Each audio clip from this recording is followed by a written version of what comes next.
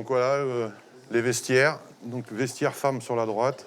Des vestiaires réservés aux femmes. Il n'y a pas si longtemps, c'était une révolution dans le monde très masculin des sapeurs-pompiers. Mais depuis 1976, date à laquelle les femmes ont été autorisées à devenir pompiers, beaucoup de choses ont changé. Résultat, dans ce centre de secours, sur 23 pompiers, 9 sont des femmes. C'est les casiers qui font la séparation.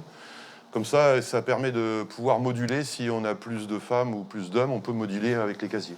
Malgré ces efforts d'aménagement, les femmes sapeurs-pompiers ont longtemps été cantonnées à des tâches jugées alors plus aptes à leur physique. Ça aussi, ça a bien changé.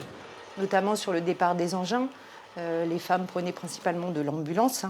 Maintenant, depuis quelques années, elles ont droit également d'aller au feu et sur les interventions telles que du tronçonnage, le secours routier, tout ce type d'intervention. Certes, on n'a pas la même force, mais comme c'est un travail en équipe, notamment en binôme, voilà, c'est facile de travailler. L'égalité homme-femme serait donc parfaite entre pompiers.